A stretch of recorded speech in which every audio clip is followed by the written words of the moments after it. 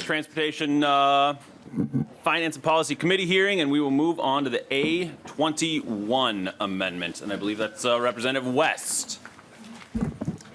Thank you, Mr. Chair. The A21 amendment shifts $40 million from the NLX train to Duluth to Greater Minnesota Transit buses, particularly to help them deal with the electric transition that we've already talked about. Thankfully, in one of the chair's amendments, he did ease the burden of that rollover, but it is still going to be very expensive, especially for these outstate transit systems that need a lot of help. Since NLX did not get its federal funding, that money is just sitting there waiting to be used for a productive purpose. And we should be using that money for Minnesotans because that train will be a colossal waste of money if it ever gets funded. And it'll be a burden like North Star Light Rail is now, long into the future. So let's use a tiny portion of that money to help Greater Minnesota transition to the electric buses. You know, my amendments, I do try and be reasonable and go for your priorities more than what I would want to do. So if we can do this, I think it would be good for Minnesota, good for Greater Minnesota, and right now that money's not even being used, so let's use it for a very good purpose. Representative Cagle. Thank you, Mr. Chair. So in the A31, we actually did make it so that the Greater Minnesota Transit wasn't included. And so what we want to do, you know, I don't think taking this from NLX, you know, they're not required. And so this is not needed. Further discussion. Representative Nelson. Mr. Chair, is this the 821 we're talking about? The A21, yes. Because as I'm looking at this, Mr. Chair, and I would urge a no vote on this, because this is taking money away from the blue line, which is not NLX, is what I'm looking at reading this. And Mr. Chair, I'm rather disappointed in Representative West for doing this. The northwest area and the north area of the metro, we get, I'm going to say, we get screwed all the time. Lack of funding for transit, lack of funding for roads in our area. Highway 65 that we've heard a lot about in this committee. We ended up getting short end of the stick all the time up in our area of the town. They're taking money away from the blue line, which is moving forward. The Hennepin County is working and along the process to get the federal approval of this. This is just another example, going back to my first and second term, when they needed money for Highway 62 in southern metro area, because they delayed the project a couple of years because of mistake in the timing of it. They took the money from the Devil's Triangle, which is up in my area, where three highways come together, and we were killing about one person every couple of years. And we were promised by the governor at that time that was going to be the first project restored when they got more money. Well, when we got more money, they were going to put it back at the bottom of the list to have to work all the way through. Again, another example of my area of town, the north area. And with Representative West understands that with Highway 65, has been fighting for that, along with Representative Cagle, that this is just going to, another example of taking money away from our area of town where we have poor bus service, we have poor transportation service, and we get constantly shortchanged on our highway funding needs. So I urge a no vote on this amendment. Representative West. Representative Nelson, you literally convinced me halfway through your remarks. I withdraw the amendment. Amendment is withdrawn. The A21 is withdrawn. Now we go to the A27, which I believe is Representative Fogelman. Representative Fogelman. Thank you, Mr. Chair. The A27 amendment would change the requirements of the bill to use $3 million in trunk highway funds to pay for a greenhouse gas analysis and instead have the money be taken from the funding for the Northern Lights Express train to Duluth. It's already been mentioned several times that the federal funding didn't happen and this money is just sitting there. This would still allow the analysis to take place and leave the money in the trunk highway funds for what we need to be. There's plenty of work to be done with these funds the way it is. So I ask for everyone to support the amendment. Thank you. Representative Fogelman. Representative Cagle. Thank you, Mr. Chair. Again, this is just taking money away from transit projects. One that would definitely help the Metro as well, for some transit-oriented development. And so I would just recommend a no vote. Further discussion? Seeing none, closing comments, Representative Fogelman. I think it makes common sense to use money that's just sitting there. So I ask for a yes vote. Thank you very much. With that, for the A27 amendment, all those in favor say aye. Aye. All those opposed say no. No. The motion does not prevail. Moving on to the A8 amendment, Representative Murphy. Thank you, Mr. Chair. This is just a maintenance exclusion for the greenhouse gas assessment. And it's just looking for projects that are maintenance driven, whether they're overlays, not full projects, just to slow it down a little bit and ask that they're exempted from the assessment part. Thank you, Representative Murphy. Representative Kraft. Thank you, Mr. Chair, Representative Murphy. So I'm going to recommend a no vote and actually ask you to consider to withdraw it when I explain a little bit about how this works. So these projects would not be trigger any analysis today because they're not capacity expansion projects. When the working group recommended moving to a portfolio approach, when it goes to a portfolio approach, mills and overlays still aren't going to increase greenhouse gas emissions, but because these types of projects are not so typically just mill and overlays, they often have maybe adding a striping for a bike lane or maybe adding a pedestrian facility. Removing this would actually probably hurt the reduction of greenhouse gas emissions side, especially in greater Minnesota. So I would ask for a no vote, and I would ask you to consider withdrawing because I think this will negatively impact greenhouse gas emission reduction opportunities in greater Minnesota. Representative Petersburg. Thank you, Mr. Chair, and I'm with you there up to a couple of things. One is that sometimes these mill and overlays are part of a project of expansion because they're projects that needed to be done in order for the expansion to actually work. And so when you say, well, they're not included because they're not part of the expansion, the portfolio process, or at least without a further definition of what portfolios is, the intent, I think, is that any project that's connected around the area, and it could be even regional in regards to a particular project, would have to be included in the analysis. It doesn't specify that only that if a project is a major expansion, it doesn't say, and this is why this is need to be clarified, whether or not that doesn't also include other projects that are within that region for that portfolio.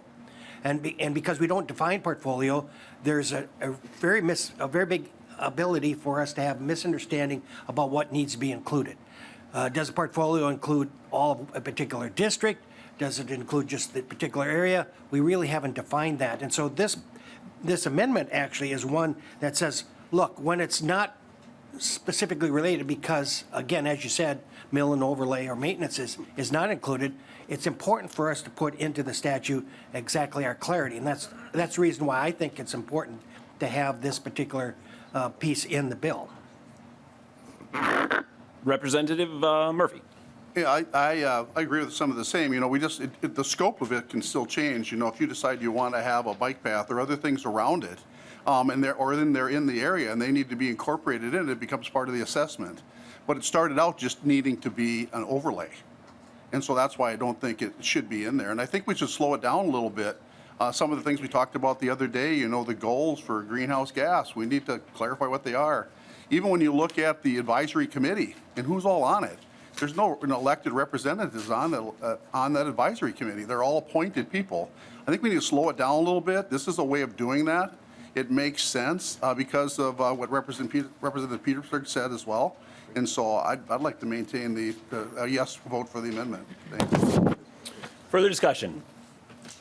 Seeing none, all those in favor say aye. Aye. Anyone opposed say no. No. The motion does not prevail. Moving on to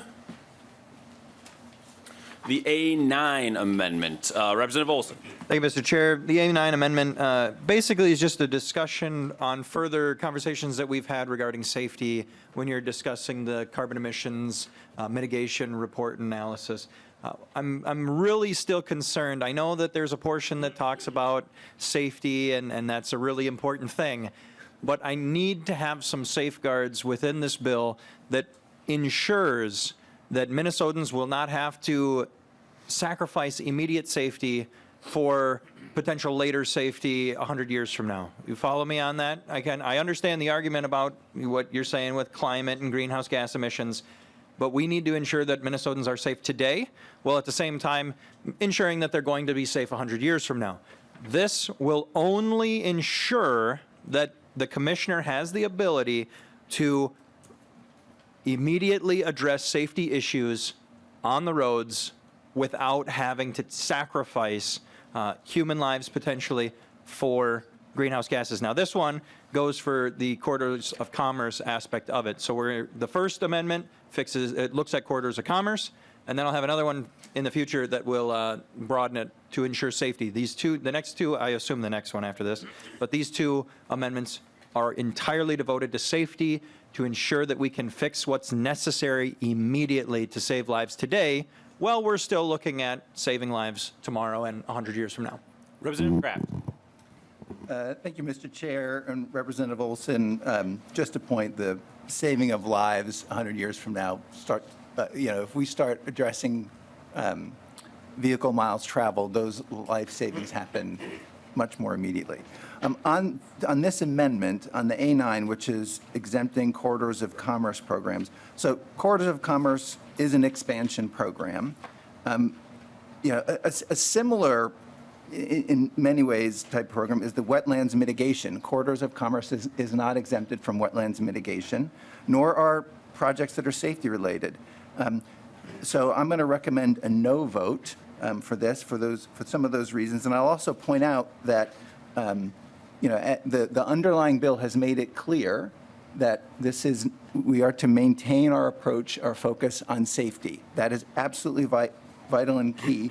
And there is safety money that's applied through federal funds. Those are still being distributed and should be distributed in the ways they have in the past. So on this, but I need to recommend a no vote. Representative Olson. Thank you, Mr. Chair. I understand where Representative Kraft is coming from. We have consistently throughout the day attempted to find solutions to things that are not currently problems. If what Representative Kraft says, my amendment, what his determination of the safeguards that safety has within his bill, if that's not a problem, well, I still advocate for a solution to it, looking for that problem as we've seen today. So I would ask a yes, and I'd ask for a roll call. Roll call being requested. Further discussion on the A9 amendment. Seeing none, Mr. Sayong, please call the roll. Chair Hornstein. No. Chair Hornstein, no. Vice Chair Tabke. No. Vice Chair Tabke, no. Lead Petersburg. Yes. Lead Petersburg, yes. Representative Brand. Aye. Representative Brand, aye. Representative Elkins. No. Representative Elkins, no. Representative Fogelman. Yes. Representative Fogelman, yes. Representative Hudella. Yes. Representative Hudella, yes. Representative Cagle. No. Representative Cagle, no. Representative Kraft. No. Representative Kraft, no. Representative Murphy. Yes. Representative Murphy, yes. Representative Nelson. No. Representative Nelson, no. Representative Norris. No. Representative Norris, no. Representative Olson. Yes. Representative Olson, yes. Representative Sensimura. No. Representative Sensimura, no. Representative West. Aye. Representative West, aye. Mr. Chair, the ayes are 7, the nays are 8. With 7 ayes and 8 nays, the motion does not prevail. I thought about moving around amendments a little bit more, but we'll still go with the A11 amendment, Representative Olson. Perfect. Thank you, Mr. Chair. All right, so I know that one was a little bit narrow in scope to just corridors of commerce, so maybe that was a reason why you didn't prioritize safety for Minnesotans on the road. This one opens it up, but also provides a little bit more nuance to it. So this amendment, the A11, would provide a safety exemption if the Commissioner of Transportation were to say, hey, this is an immediate need, then that would not then require the mitigation, the analysis, and all this kind of stuff. It seems to me like it's a very minor addition to that already only 4 lines talking about enhancing safety or prioritizing safety. This would hardly at all change the bill. It would just do what, in the Army we call it a warm fuzzy. It would give a warm fuzzy to me in the idea that we can ensure that safety is prioritized for Minnesotans here today. And I understand arguments maybe we'll save lives tomorrow and the day after through your reduced vehicle miles, but let's ensure that we prioritize safety of Minnesotans on the road today. I'd ask for a yes vote. I'd ask for a roll call. Roll call requested. Representative Kraft. Thank you, Mr. Chair, Representative Olson. While I would love to make you feel more warm and fuzzy, I'm going to have to recommend a no vote. And I want to make a few points. One is we cannot, this cannot be a debate about safety on our roads now or in the future. They're both paramount. So, and I'm very comfortable with what's in the bill. The problem with your amendment is that this gives a discretionary out to the commissioner on which there are no guardrails. So in effect, this can completely eliminate the effects of the bill. So I'm going to recommend a no vote on it for those reasons. Representative Petersburg. Thank you, Mr. Chair. And earlier, we heard the fact that, well, we don't have to worry about funding or anything for safety because there's federal funding for safety. Unfortunately, the greenhouse gas program here, the analysis and so forth, isn't predisposed to whether or not there's federal funding. So just because there's federal funding doesn't mean that the analysis and program that is set up here won't still exclude a particular project for it. So we have to be careful, and somebody, either the legislature legislates everything, or we're going to have to give some discretion. And so I think in this particular case, who is much better able to determine the immediate needs for safety than the commissioner who has information about that rather than always giving it to the legislature. So I think this is a reasonable request, a reasonable opportunity for the department who has a little bit quicker response for what's going on than what we could do, and it seems a reasonable amendment, so please vote yes. Representative Kraft. Yeah, Mr. Chair, Representative Petersburg. So I don't think the way you said the federal fund, I'm saying there are federal funds, there are safety funds that are being used. That we, as I said, safety is paramount. There are many approaches to dealing with safety issues. Putting a discretionary out in place that can basically, it goes against the entire legislation that we passed last session is inappropriate, and I'd ask for a no vote. Representative Olson. Thank you, Mr. Chair. Just the final comment before we roll to a vote. There is a little bit of a guardrail here with the commissioner saying that it identifies a priority for urgent traffic safety responses to traffic fatalities or serious injuries. So we are in fact trying to provide them with guidance while at the same time allowing them the latitude to quickly respond to the needs of Minnesotans today. I would advocate once more that we provide Minnesotans safety on the roads today, have that lateral, that expands to the commissioner saying we trust the commissioner to save Minnesotans' lives. I'd ask for a yes vote. Any further discussion? Seeing none, Mr. Sayong will take the roll. Chair Hornstein. No. Chair Hornstein, no. Vice Chair Tapke. No. Vice Chair Tapke, no. Lead Petersburg. Yes. Lead Petersburg, yes. Representative Brand. No. Representative Brand, no. Representative Elkins. No. Representative Elkins, no. Representative Fogelman. Yes. Representative Fogelman, yes. Representative Hudella. Yes. Representative Hudella, yes. Representative Cagle. No. Representative Cagle, no. Representative Kraft. No. Representative Kraft, no. Representative Murphy. Yes. Representative Murphy, yes. Representative Nelson. No. Representative Nelson, no. Representative Norris. No. Representative Norris, no. Representative Olson. Yes. Representative Olson, yes. Representative Sensimura. No. Representative Sensimura, no. Representative West. Aye. Representative West, aye. Mr. Chair, the ayes are 6, the nays are 9. 6 ayes and 9 nays. The motion does not prevail. Moving on to A12, and A12 is Representative Petersburg. Thank you, Mr. Chair, and I would move the A12. Again, this is in talking about something that we reestablished or at least verified exactly the Department of Transportation Community Roadside Landscape Partnership later on in the bill. It seems like that ought to be one of the areas that we include in regards to analysis. And so basically, this amendment just puts them in as one of the areas of natural occurring incidences in which we evaluate the greenhouse gas program. I would ask for a yes vote. Thank you very much, Representative Petersburg. Representative Kraft. Thank you, Mr. Chair, Representative Petersburg. So I'm going to recommend a no vote on this, and although I like this program, the thing is, if activities under this program were to result in reduced greenhouse gas emissions on an ongoing basis, they would already be included in the language. I'm not in favor of adding the program to it, because if you actually look at the program, the primary purpose of it is aesthetics, which are very important, but are not tied to this. So for that reasons, I'd ask for a no vote. Further discussion? Representative Petersburg.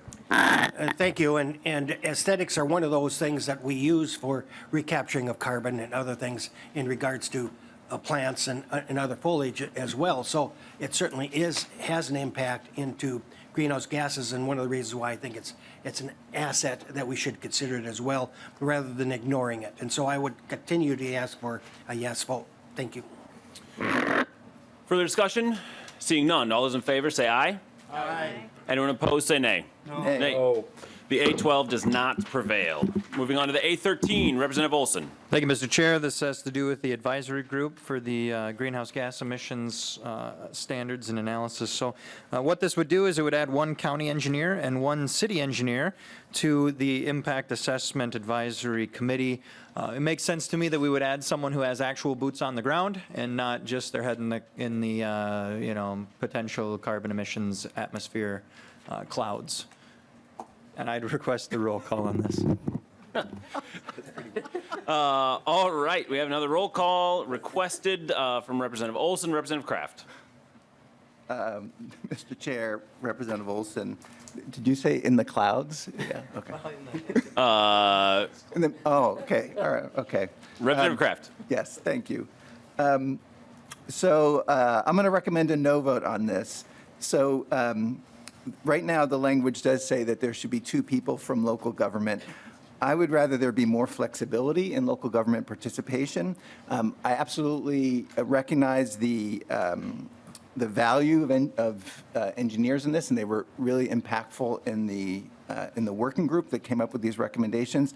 But there certainly could be a situation where maybe in the for the best of the committee that it's a planner or a sustainability person from the city. So I'm going to ask for a no vote to leave the maximum flexibility to have that committee be best constituted. Representative Olson. Thank you, Mr. Chair. At one point, I was a small-town mayor. I did, in fact, fill some potholes, but I believe that the only carbon emissions I did while I was doing that was, intaking intaking oxygen and exhaling carbon dioxide. So that was about the only emissions I knew I was performing through that pothole filling. I think that providing latitude or expanding this pool to say that a potential small-town mayor who doesn't know a thing about carbon emissions with road construction would be an error. I think that the individuals who on a daily basis deal with the building, maintaining, and creation of roads is someone who would definitely add value to this. And we're still keeping the individuals from the community, so you can still keep that broad, overarching, let a small-town mayor who knows nothing about fixing roads be on the committee, while at the same time have someone who knows what they're talking about. I'd request a yes on this. With that, any further discussion? Seeing none, Mr. Sion will call the roll. Chair Hornstein? No. Chair Hornstein, no. Vice Chair Tapke? No. Vice Chair Tapke, no. Lead Petersburg? Yes. Lead Petersburg, yes. Representative Brand? No. Representative Brand, no. Representative Elkins? No. Representative Elkins, no. Representative Fogelman? Yes. Representative Fogelman, yes. Representative Hudella? Yes. Representative Hudella, yes. Representative Cagle? No. Representative Cagle, no. Representative Kraft? No.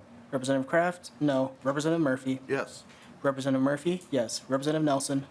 No. Representative Nelson, no. Representative Norris? No. Representative Norris, no. Representative Olson? Yes. Representative Olson, yes. Representative Sensimura? No. Representative Sensimura, no. Representative West? Aye. Representative West, aye. Mr. Chair, the ayes are 6, the nays are 9. With 6 ayes and 9 nays, the A13 amendment does not prevail. Moving on to the A14 amendment, which we have from Representative Petersburg. Thank you, Mr. Chair, and I would move the A14, and I think this is the last one before we get to the vote.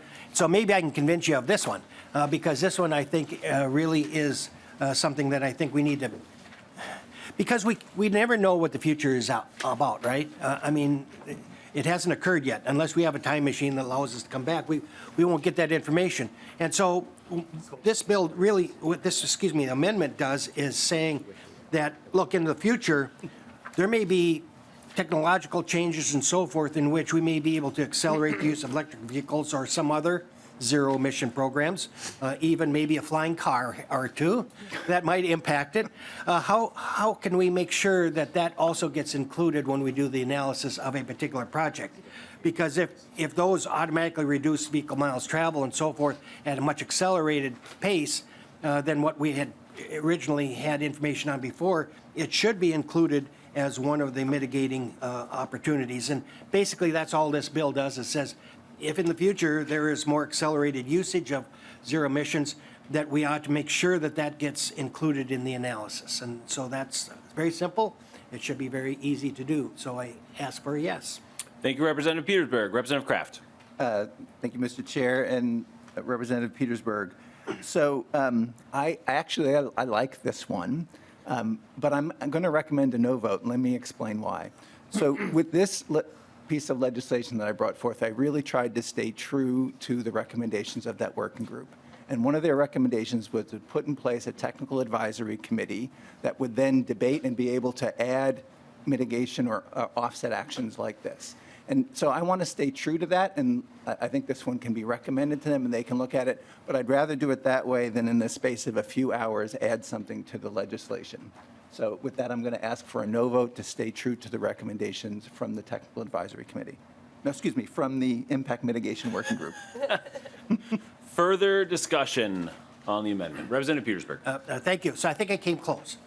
So maybe there's more time between now and the floor. Maybe by that time I'll convince you that maybe this should be included into it. But it is one of those things where we need to keep reminding ourselves that things move forward. And even the recommendation of the council or the committee in regards to what we put forward is a work in progress. And I think the legislature has an opportunity here to say, hey, we know that there are future things there.